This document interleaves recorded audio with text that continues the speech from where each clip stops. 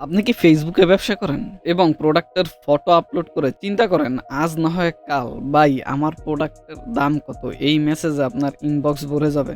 কিন্তু বাস্তবে হয় উল্টো। যেমন রিচ 50 জন, কমেন্ট 2টা আর সেল। তাহলে আজকের ভিডিও আপনার জন্য। ভাই, কমার্স বা ফেসবুক বিজনেস এমন একটা জিনিস, যদি আপনি ঠিকভাবে করতে পারেন তাহলে আপনার বাসাটাকে একটা মিনি ওয়্যার হাউস বানিয়ে ফেলতে পারবেন।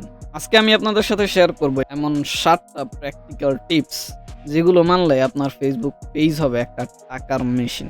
তো চলুন বিসমিল্লাহ বলে শুরু করা যাক। Number 1, product selection. বর্তমান অনলাইন বিজনেসের যুগে আপনার ব্যবসাকে সফল করায় সবথেকে বেশি গুরুত্বপূর্ণ ভূমিকা বহন করে আপনি কোন প্রোডাক্ট নিয়ে বিজনেস করতেছেন।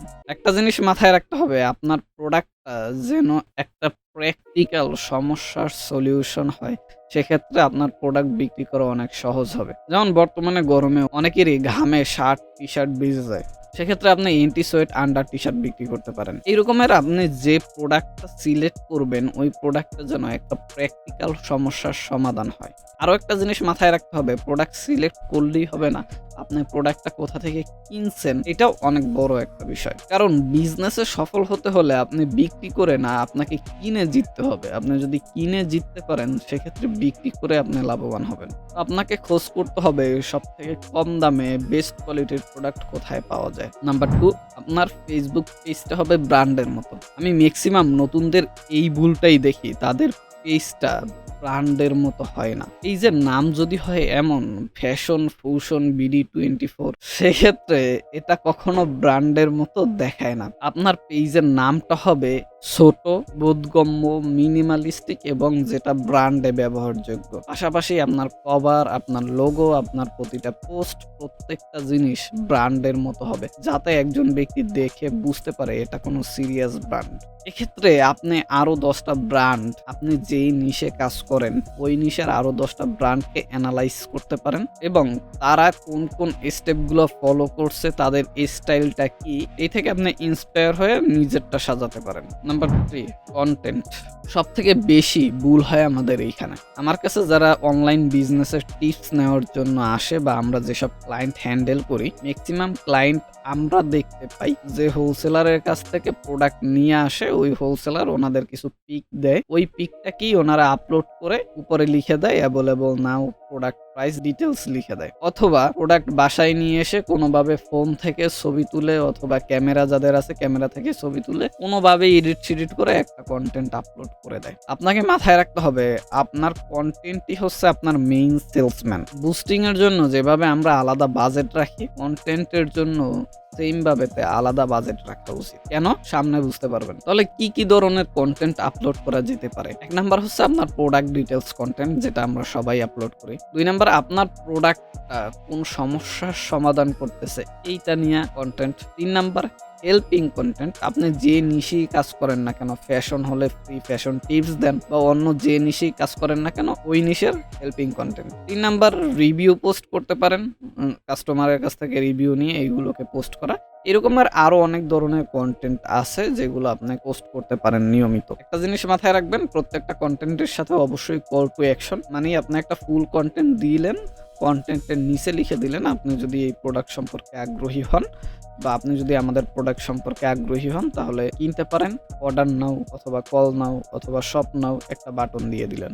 অথবা আপনি এই ধরনের অফার দিতে পারেন, যারা এই ভিডিও শেয়ার করবে তাদের মধ্যে থেকে একজনকে আমি ছোট্ট একটা গিফট দিব, যে কোনো একটা গিফট উল্লেখ করে দিতে পারেন। নাম্বার 4, অর্ডার এবং ডেলিভারি সিস্টেম ক্লিয়ার রাখুন। অনেক কষ্ট করার পরে একটা অর্ডার পেলেন বা ডেলিভারি দিলেন 3 দিন পরে গিয়ে, তখন কিন্তু ওই কাস্টমার নেগেটিভ রিভিউ দিবে 100% শিওর। আপনি যদি অর্ডার ম্যানেজ করতে না পারেন, সেক্ষেত্রে আপনি শিট ব্যবহার করতে পারেন, গুগল ফর্ম ব্যবহার করতে পারেন এবং সবসময় চেষ্টা করবেন ট্রাস্টেড কুরিয়ার সার্ভিসটাই বেছে নেওয়া। যদি 2 টাকা বেশিও যায়, সেক্ষেত্রেও ট্রাস্টেড কুরিয়ার সার্ভিসটাই বেছে নেবেন।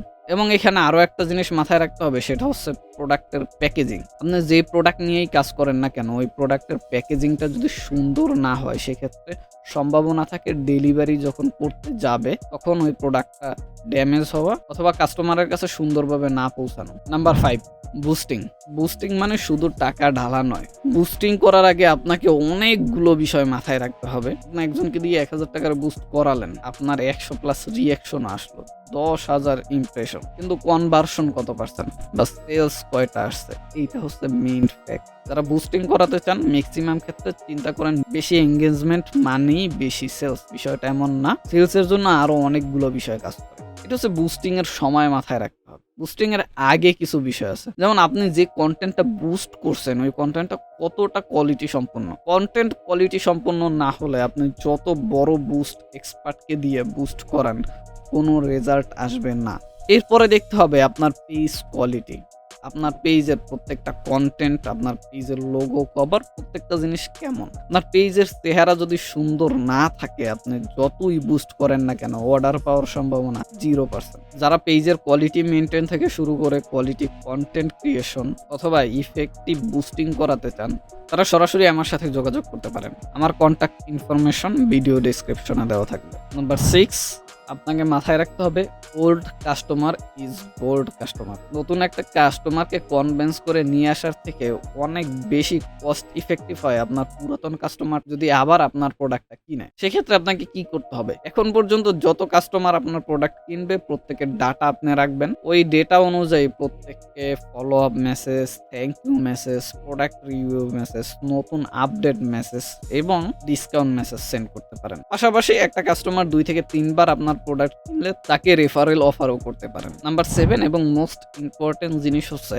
আপনি যে প্রোডাক্টটা নিয়ে বিজনেস করেন বা আপনার বিজনেসের মেইন মোটিভ যেন হালাল থাকে। কাস্টমারকে সঠিক সার্ভিস দেওয়া এবং কাস্টমারের কাছ থেকে যে পরিমাণে টাকা আপনি নিচ্ছেন তার সমপরিমাণ প্রোডাক্ট তাকে বুঝিয়ে দেওয়া। প্রোডাক্টের দাম থেকে শুরু করে ডেলিভারি সার্ভিস, কাস্টমারের কাছে ব্যবহার, প্রত্যেকটা জিনিস যেন সুন্দরভাবে গোছানো থাকে। ইসলাম বলে, যে ব্যক্তি মানুষের সাথে প্রতারণা করে সে আমাদের দলভুক্ত নয়। তাই সবসময় পণ্যের সঠিক তথ্য দিন এবং সঠিক সার্ভিস প্রোভাইড করুন। মোট কথা, আপনার ই-কমার্স বিজনেসটা অনেক সুন্দরভাবে গ্রো করতে পারে যদি পিছনে আপনার প্রোডাক্ট সিলেকশন সুন্দর হয়, আপনার মার্কেটিং সুন্দর হয় এবং আপনার পেজের চেহারা সুন্দর হয়।